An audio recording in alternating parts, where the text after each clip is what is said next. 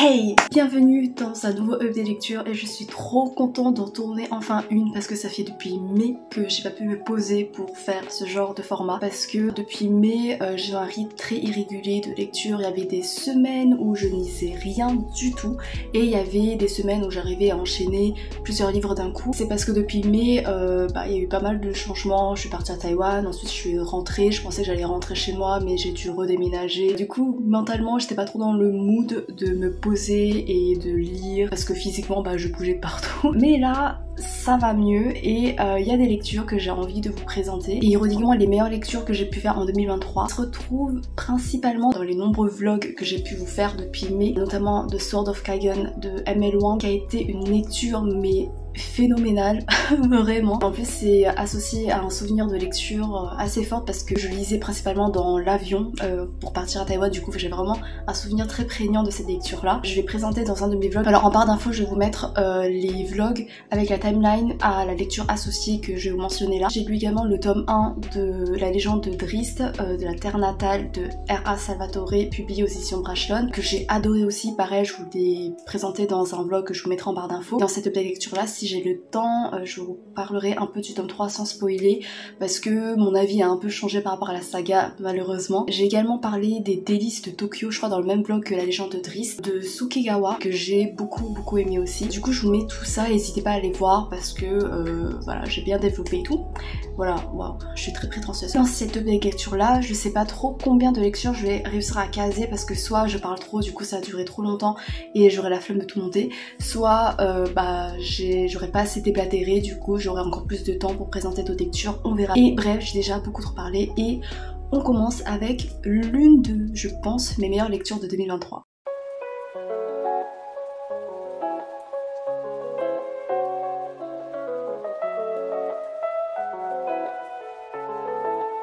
Pour ce livre, ou plutôt pour cet auteur en général, j'ai découvert lors d'une de mes expéditions littéraires dans une librairie à Taïwan parce que j'étais tombée sur un coffret avec plusieurs romans de cet auteur là et j'étais attirée non pas par le titre parce que je comprenais pas, mais par les couvertures, genre les illustrations qui dégageaient une certaine sensualité à la fois captivante et morbide. Je suis allée faire mes recherches, j'ai vu que c'était de Edogawa Ranpo. Et si vous êtes fort en déduction, vous aurez pigé que Edogawa Ranpo, en fait, c'est la retranscription japonaise de Edgar Allan Poe. Enfin, c'est pas le même auteur, mais c'est un auteur qui a pris un peu ce jeu de mots là pour en faire son pseudonyme d'auteur. Pendant une semaine, j'ai lu ses nouvelles parce que voilà, c'est des livres, même si c'est un roman par exemple, c'est des romans qui sont assez courts et du coup ça se lit très vite. Pendant une semaine, j'étais baignée dans son imagination tellement morbide, ça t'imprègne les sens avec une glauquerie, tu te sens souillé en fait par toute la violence, tout ce qu'il y a de plus abject chez l'humain, tout ce qu'il y a de plus barbare,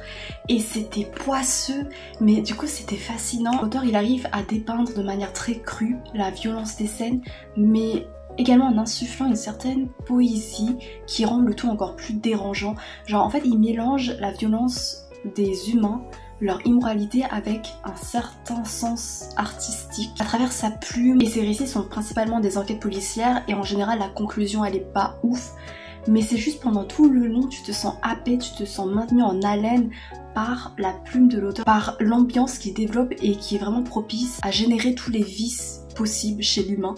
Et du coup t'es tout le temps sur tes gardes en mode mais quelle horreur va survenir au coin de la rue. J'ai été particulièrement atteinte par le récit de la bête aveugle publié aux éditions Piquet, où on suit un aveugle qui devient obsédé avec des femmes par le toucher. Il est masseur, en touchant du coup c'est comme ça qu'il repère ses proies qu'il va ensuite kidnapper et en faire son espèce de jouet. C'est un récit du coup qui est vraiment concentré sur la sensation du toucher. T'as une sensation d'intimité assez dérangeante et t'assistes à des gens qui vont laisser libre cours à toutes leurs pulsions, ils deviennent des animaux, ils deviennent vraiment barbares. Ça offre une danse macabre, inhumaine, animale, mais il y a un côté artistique et ce côté artistique je l'ai retrouvé à la fin. La fin elle est horrible, vraiment la scène.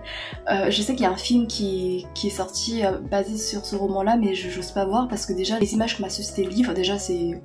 Mais à la fin en fait j'ai pas pu m'empêcher de trouver un côté poétique parce que c'était le summum de la vision artistique, enfin de la vision de l'aveugle, bref, c'est le summum des fantasmes d'un aveugle. Voilà, ça renforce cette intimité avec l'aveugle qui est vraiment très morbide et très perturbante, et j'ai adoré.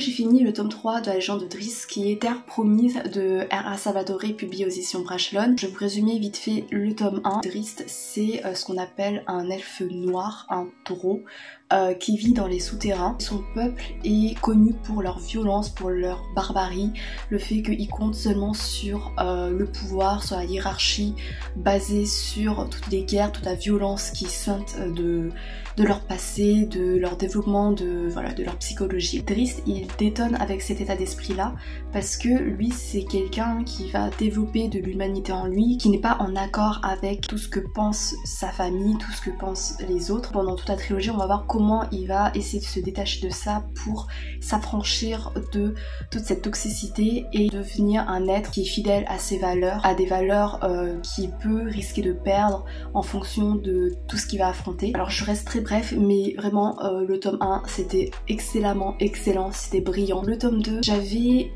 moins aimé, mais j'avais quand même pas mal aimé parce que les ennemis principaux revenaient et il y avait pas mal d'enjeux et il y avait une tension qui se maintenait parce que... Bref, non, je vais pas spoiler, mais bref, voilà. Et le tome 3, alors il y avait des bons points parce que t'as Driss qui va se confronter aux humains. Ça va être un jeu entre les préjugés qu'ont les humains vis-à-vis de la caste de Driss qui est un drôle, du coup un elfe noir, du coup un être qui est vu comme machiavélique, qui est violent, qui est barbare et tout. Et ce que Driss va essayer de montrer, comment Driss va essayer de défoncer leurs préjugés. C'était vraiment touchant parce que Driss il va subir pas mal de mauvaises expériences, mais il va pas laisser ces mauvaises expériences définir l'image qu'il a des humains et l'image qu'il renvoie aux humains également. Il va toujours essayer d'avoir la nuance dans sa vision de voir les choses. Voilà, je me suis surpassée dans sa vision des choses, dans sa manière de voir les choses. Cette maturité en lui, ça m'a vraiment touchée et ça nous permettait de garder espoir avec lui parce que parfois t'es en mode mais comment il va réussir à aller vers les autres alors qu'il y a tellement de préjugés, qu'il y a tellement de stéréotypes et de tragédies autour de lui. Ça m'a maintenu aussi en haleine parce que ça restait réaliste dans le fait où les échecs entre guillemets de Driss ou les tragédies qu'il va vivre en fait va impacter de manière assez durable sur sa psychologie, sur sa manière de se percevoir, de percevoir les autres, son environnement, son espoir de se rapprocher des autres. Ça c'était réaliste. Après ce que j'ai moins aimé dans ce tome 3 c'est que ça tournait en rond, que en fait t'avais un schéma qui se répétait, et à la fin t'as pas vraiment de conclusion concluante. On abandonne les ennemis qu'on avait dans les 2 premiers tomes. Le nouvel ennemi il est pas menaçant pour moi, enfin je le trouvais ridicule, je le trouvais pas pertinent et ça marquait vraiment une différence avec les 2 premiers tomes où vraiment les 2 premiers tomes, les méchants, les antagonistes,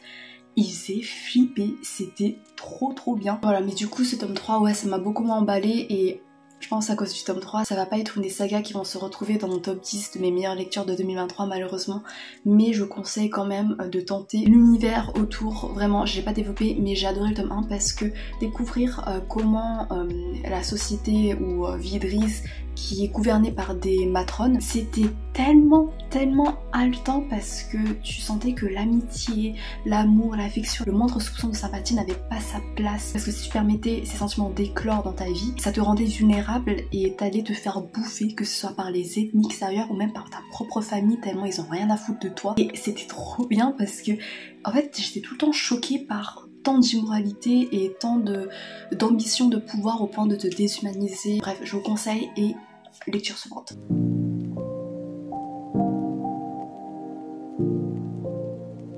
On passe à l'une de mes déceptions de 2023 qui est All of Us Villains de Amanda Foody, Christine Lynn Herman, publié aux éditions Milan. On est dans un monde où il y a une source de magie qui, à chaque génération, est détenue par une famille en particulier. Chaque siècle, enfin à chaque génération en gros, t'as les familles qui vont se battre dans un tournoi pour essayer de s'approprier cette source de magie parce que bah voilà, ça les rend plus puissants par rapport aux autres. Ça rappelle vachement Hunger Games ou même Battle Royale pour ceux qui connaissent. Enfin Battle Royale j'ai adoré. Et le début était tellement prometteur, j'ai adoré le début. En fait j'adorais toute la préparation du tournoi où tu commences à découvrir les personnages, les enjeux, ce qui les motive dans ce tournoi, pourquoi c'est important pour eux de gagner ce tournoi, que ce soit à cause de la pression de la famille ou parce qu'ils le veulent ou je sais pas quoi. Ce qui complexifiait le récit, c'était le fait qu'il y avait des gens qui avaient déjà des relations entre eux, que ce soit amicales ou je crois amoureux, je me rappelle plus trop. C'était en mode putain, il y a tellement un potentiel pour faire un récit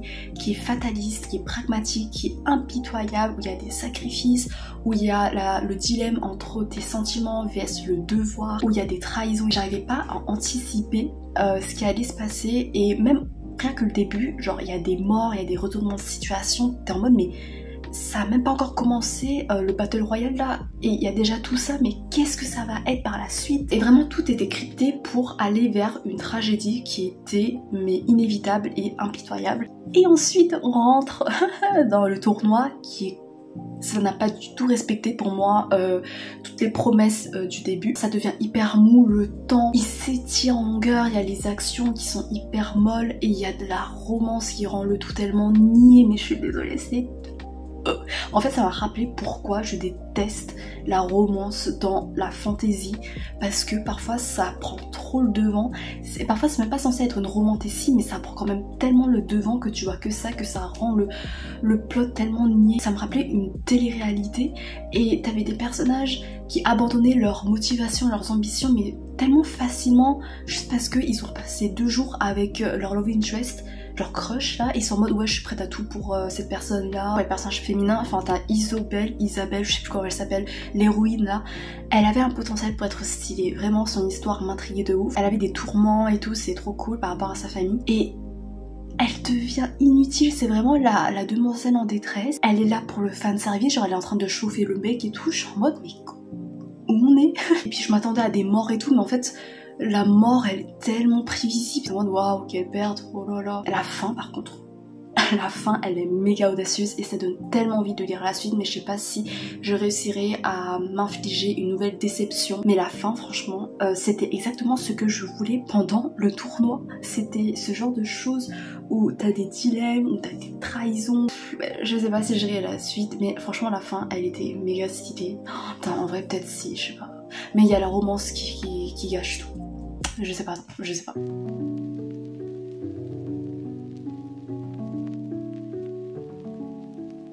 J'ai ensuite lu le tome 1 de Rosen de Laetitia Danae, publié aux éditions J'ai lu. C'est un récit que m'a conseillé une amie. J'aurais dû savoir que nous n'avons pas des goûts compatibles, parce qu'en fait quand je lui conseille un livre que moi j'ai pas vraiment aimé, elle adore, c'est genre dans son top 3 de ses meilleures lectures ever. Et du coup là elle m'a conseillé un livre et j'aurais dû me méfier, j'aurais dû me dire meuf ça va se retourner contre toi. Mais j'ai quand même voulu tenter l'expérience. Bon, 2,5 sur 5, ça va. On se situe dans un monde où les humains ont discriminé des djinns et Rosen est une princesse djinn qui vit dans une société de djinns qui est plus cachée en quelque sorte, je sais pas, en fait j'ai plus trop de souvenirs, je suis désolée. Et son père, le roi, va offrir en mariage elle avec ses sœurs au prince du roi humain. Dans le récit on va voir si Rosen elle va réussir à surpasser tout ce passif où t'avais les humains qui avaient réduit en esclavage les djinns qui les avaient discriminés, pour réussir à aller vers ces humains là dans une perspective de paix durable entre les deux peuples. Au début ça va l'air super cool parce que déjà t'as la magie des djinns que j'ai adoré comment c'était développé, ça m'a un peu rappelé la cité de Pléthon, enfin la saga d'Aivabad que je dois finir pour 2023. Mais j'ai peur, j'ai pas envie de quitter le personnage principal trop. Le début il était assez prenant parce que même si tu sens qu'il y a une romance qui va être prévisible avec les prétendants ou je sais pas quoi, il y avait quand même un potentiel de dilemme entre les sentiments, le devoir, comme dans All of Us Silence en fait. Et j'ai aimé voir comment le contexte est développé, comment les humains, les djinns se conduisaient l'un envers l'autre malgré tout leur passif, comment ce bagage là pouvait influencer leur réaction, leur comportement mutuel. Je sentais vraiment une hypocrisie qui était sous-jacente ou parfois carrément surjacente, qui maintenait vraiment en haleine et t'étais en mode ok là faut vraiment se méfier. Et les points que j'ai pas aimé qui m'ont fait sortir de ma lecture, c'est l'héroïne, vraiment en fait Rosen, c'est une fille qui est vue comme têtue, qui est vue comme indépendante, forte de caractère, enfin voilà, ce genre d'héroïne, vous connaissez bien. J'essayais de l'accepter comme elle était, mais il y avait des moments où c'était trop forcé, où vraiment sa fierté était mal placée, que c'était complètement ridicule. T'es en mode meuf, t'es censée être une princesse. Il y a des situations où tu dois faire minimum preuve de maturité, même si tu dois un peu, enfin t'as l'impression de te soumettre ou quoi, mais ça fait partie de tes responsabilités. Et du coup vraiment c'était pas du tout des moments où t'étais en mode waouh la girl boss et tout, non, c'est juste c'était exaspérant et elle forçait trop, ça me saoulait. Au niveau de la romance, t'as une sorte de triangle amoureux, genre j'ai lu il y a un mois ou deux l'été où je suis devenue jolie, où là t'as vraiment un triangle amoureux, mais ça m'avait pas vraiment dérangé. Je me suis rendu compte que le triangle amoureux, en vrai je peux m'y prendre au jeu si c'est bien fait et s'il n'y a pas trop d'éléments qui m'exaspèrent. Par exemple ici dans Rosen il y avait beaucoup de jalousie et qui rendait vraiment les comportements hyper gamins et ça me saoulait. Je déteste la jalousie dans la romance, enfin en fait ça dépend. La jalousie qui est mignonne, tu vois, qui je sais pas comment dire, qui est maladroite, qui est un trait secondaire, en vrai c'est trop mignon, c'est trop mignon. Mais il y a des trucs de jalousie où c'est hyper possessif, ça communique mal, ça veut rendre jaloux l'autre et du coup l'autre veut te rendre jaloux et du coup vous êtes jaloux l'un vers l'autre et je déteste ça. La chimie n'avait pas le temps de se développer. Le premier baiser il arrive mais comme un cheveu sur la soupe, mais vraiment ça sortait de nulle part. Je commençais à peine à t'attacher à leur début, tout début d'amitié et d'un coup ça saute et il y a le baiser qui arrive de nulle part. Du coup le slow burn non, pas du tout. Mais apparemment pour la suite ça promet d'être un peu plus mature, mais j'ai d'autres sagas à lire, du coup je sais pas trop.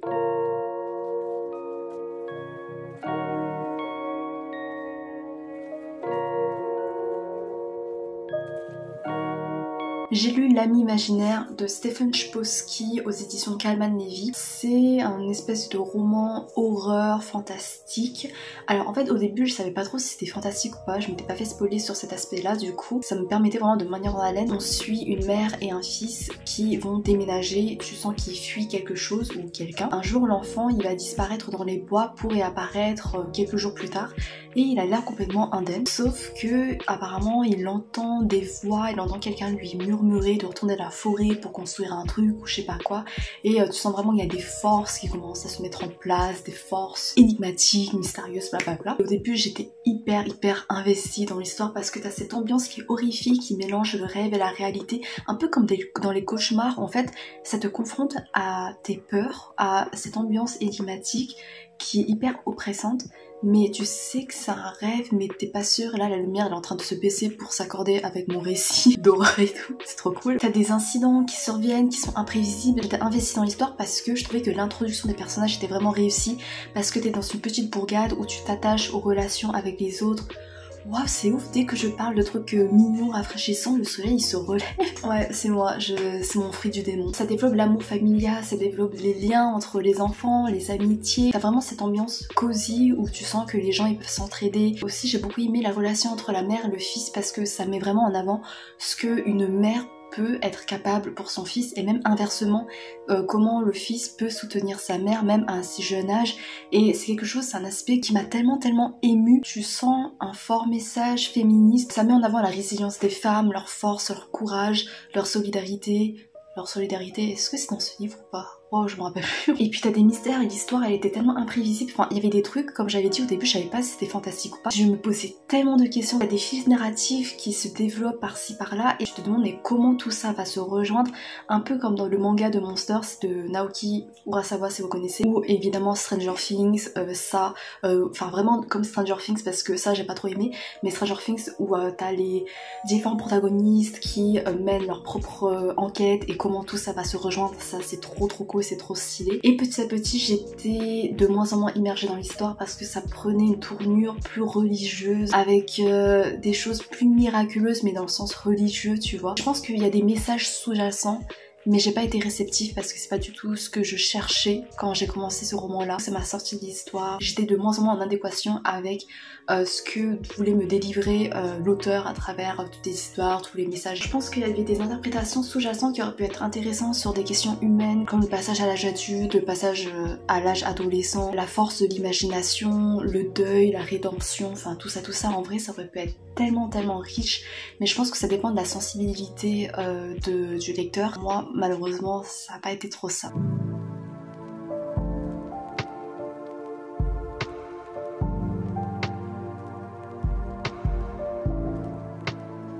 Sur un registre beaucoup plus léger, enfin pas trop mais bref, j'ai lu pendant un trajet de 6-7 heures, enfin du coup j'avais le temps, le premier tome de Criminal Intention de Cole McCade que j'ai découvert sur la chaîne YouTube de Nina Quill. Alors Nina Quill, c'est beau parce que je partage pas du tout, mais pas du tout ses goûts littéraires, mais j'aime bien regarder quand même parce que comme je lis pas de la romance, au moins ça me permet de me maintenir dans l'actualité de la romance. Et dans Criminal Intention, en gros c'est une longue saga, mais les tomes ils sont assez courts, où tu suis deux enquêteurs, deux détectives sur leurs enquêtes. En même temps tu vois leur relation éclore en une romance MM et apparemment c'est hyper slow burn.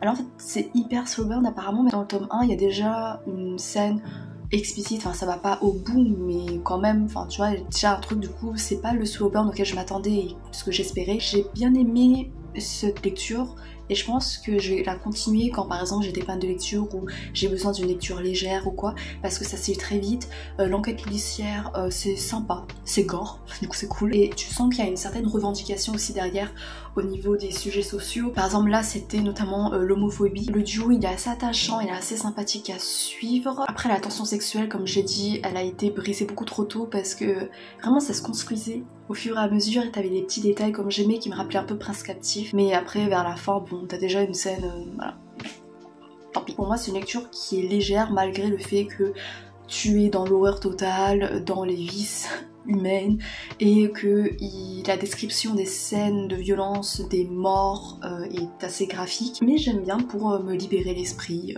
Voilà.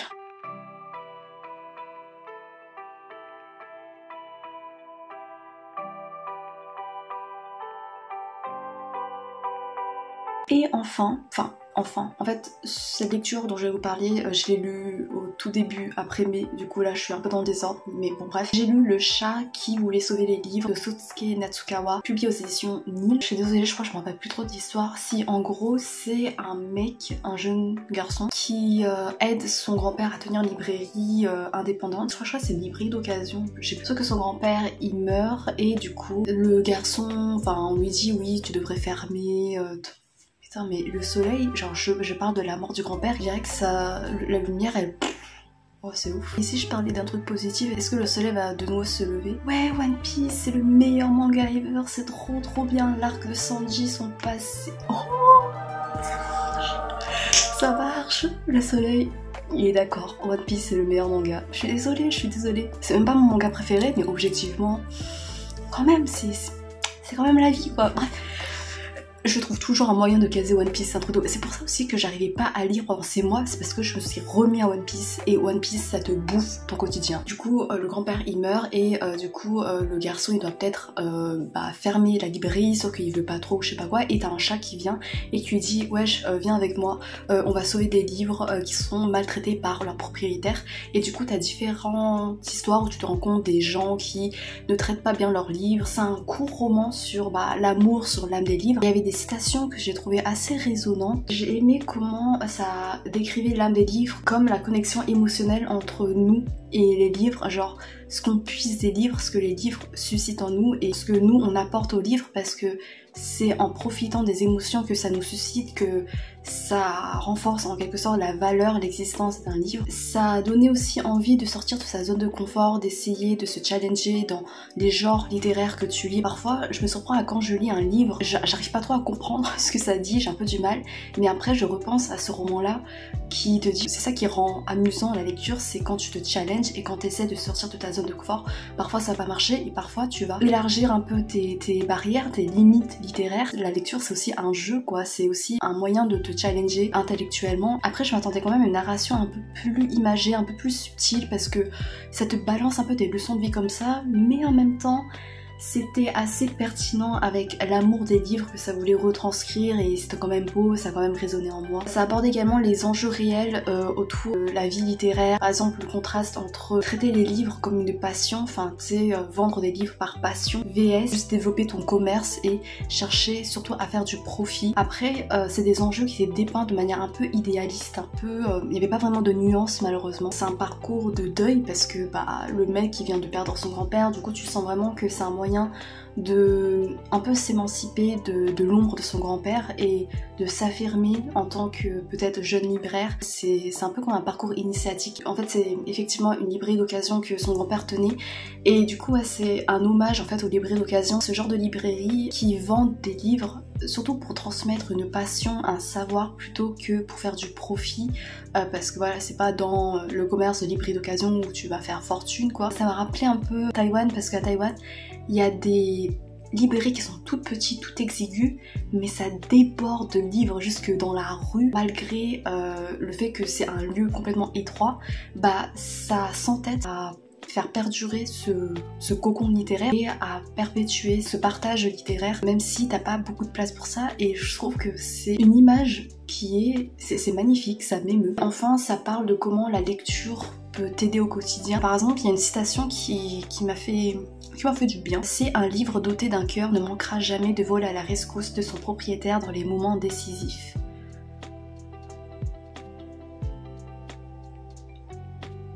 Pourquoi j'ai écrit ça? Je trouve que c'est beau parce que t'as des livres comme ça qui résonnent dans ton humanité, qui permet de cultiver ton humanité et même de la développer parce que ça a trouvé une connexion avec toi. C'est une expérience qui est authentique et propre à chacun parce que le livre n'a pas trouvé une connexion universelle, mais je crois que c'est ça la magie de la lecture, c'est que tu peux jamais prévoir quel livre va résonner en toi et c'est parfois indescriptible. Genre parfois il y a des ficelles, il y a des thèmes qui reviennent et qui vont, voilà, vont te toucher. Voilà, du coup c'est des éléments concrets, t'arrives à mettre des mots dessus, mais il y a d'autres fois où c'est juste un charme qui surgit comme ça mais de manière impromptue et imprévisible et tu sais pas pourquoi, tu peux pas l'expliquer avec tes mots pourquoi ce livre-là marche alors que t'as un autre livre avec les mêmes ingrédients mais ça marche pas. Et c'est aussi des livres qui peuvent survenir dans ta vie à un moment où tu t'y attends le moins et qui arrivent à te refaire réfléchir sur ton vécu. Moi mon exemple c'est Silence Radio de Alice Oseman. Il faut que je la note ce livre mais c'est la version française, j'ai lu que la version anglaise mais là... Non. Mais ce livre par exemple ça a été une thérapie personnelle pour moi parce que ça m'a permis de revenir sur le moi adolescent et tout ce qui m'avait tiraillé un peu dans le système scolaire, dans ma place à l'école, aussi au niveau de l'introversion et je m'attendais tellement pas parce que bah ça fait 6-7 ans, oui ça fait 6-7 ans que j'ai quitté le lycée à peu près et le fait de retourner sur ça et de voir mes sentiments légitimés en quelque sorte exprimés ainsi dans un livre, dans une fiction, ça fait tellement du bien. Bref, voilà, la beauté, la magie de la lecture quoi. Voilà, j'ai terminé. Au final, j'ai pu présenter à peu près tous les livres que je voulais. Si vous avez regardé jusqu'à la fin, eh bien merci infiniment. J'espère que ça vous a plu, que ça vous a entertainé. J'arrête pas de dire ça, entertainé, mais j'aime bien le mot. J'espère vous retrouver pour de nouvelles aventures livresques et que ça vous entertainera toujours autant. Merci encore et à bientôt peut-être, je sais pas, j'espère. Salut!